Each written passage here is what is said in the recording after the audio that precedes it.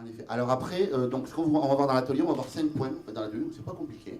On va voir comment se présenter efficacement. On va voir comment créer du lien efficacement. Et pourquoi c'est important, surtout. Pourquoi c'est important, bien sûr. Comment déclencher de l'écoute active. Travailler là-dessus. En d'autres termes, comment trouver le besoin d'une personne. Oui, absolument, voilà. Exactement. En numéro 4, on va voir comment est-ce qu'on entretient une relation. C'est important aussi, savoir comment entretient. Il ne s'agit pas de créer du lien. Et ensuite, en numéro 5, on va voir comment créer le besoin et on va parler un petit peu de vente. Voilà. Exactement. Sur la présentation, allez vers, s'éloigner d'eux, et voilà, on va faire un atelier maintenant. C'est maintenant que vous allez bosser. On a dit qu'on ne faisait pas une conférence, donc maintenant vous allez bosser. Donc le truc en fait qui est important à prendre en conscience, c'est l'intérêt de tout ce qu'on fait autour de là. C'est-à-dire qu'on va parler essentiellement ici de dynamique, de relations, d'interaction, de comment créer du lien avec différentes personnes, que ce soit vos partenaires, que ce soit vos clients, et de manière générale pour avancer dans votre business. Parce qu'il y a beaucoup de choses que généralement les personnes dans l'infoprenariat ne voient pas, ou certaines personnes passent à côté, c'est l'importance des relations. Absolument.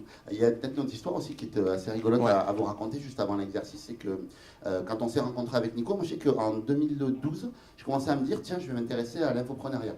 J'ai quitté mon poste de directeur commercial, et je me suis dit, tiens, allez, qu'est-ce que tu as envie de faire dans la life? Moi j'ai dit, j'ai envie de me mettre sur Internet, j'ai envie de faire des conférences, comment est-ce qu'il faut que je fasse? Et à Toulouse, à cette époque-là, il n'y avait personne en fait pour moi. J'étais vraiment noyé tout seul dans un endroit où c'était super, il fait bon vivre. Malheureusement, il n'y avait personne dans ma dynamique et je cherchais ça en fait. Et donc dans ma quête de chercher quelqu'un, je tombe sur une interview de Lorenzo Pancino, qui est ici d'ailleurs aujourd'hui, et où j'entends en fait que Nico l'interview à Lorenzo, et j'entends son accent et je me dis donc c'est la maison ça. Je me dis qu'est-ce qui se passe? C'est la maison ça. Et donc du coup Lorenzo lui demande d'où il est, il dit qu'il est de Toulouse.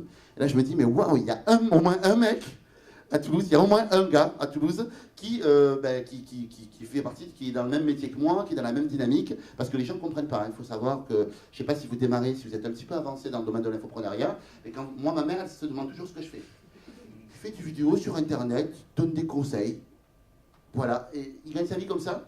Oui. Voilà. Elle est assez mal à l'aise avec le sujet, je sais. Donc du coup, je sais que c'est pas évident à aborder pour tout le monde. Le fait d'être un infopreneur, travailler sur Internet, c'est très souvent assimilé à des sectes, c'est très souvent assimilé à des trucs très bizarres.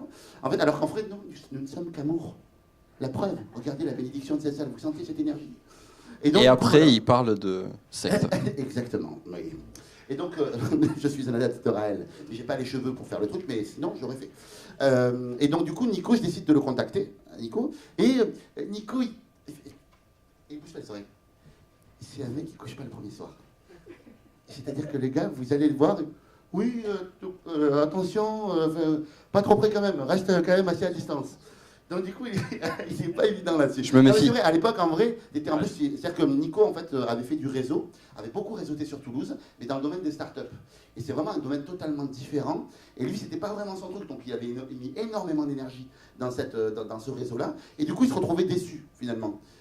Par le réseau, il s'est dit, bon, mais le réseau, je m'en fous, je fais mon truc tout seul dans mon coin, point barre. Et le truc qui est intéressant par rapport à ça, c'est effectivement, j'avais fait beaucoup d'événements réseau, j'avais organisé, on avait co-organisé, je sortais 2 fois par mois, sans arrêt, à créer du lien et à créer tout ça.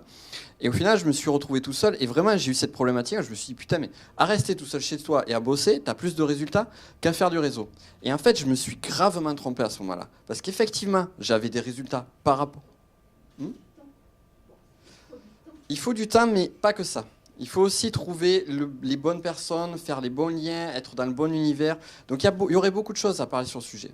Toujours est-il que j'avais fait des erreurs, et d'ailleurs on va vous expliquer comment ne pas refaire ces erreurs-là. Et au-delà de ça, c'est vraiment cette idée-là que je me suis dit, tu peux te démerder tout seul. Un terme un peu vulgaire. Et effectivement, j'ai réussi à me démerder tout seul. J'ai réussi à développer mon activité tout seul. Mais j'ai traîné comme une espèce d'énorme boulet, une frustration pendant des années, disons-le, parce que mon activité n'arrivait pas au step supérieur.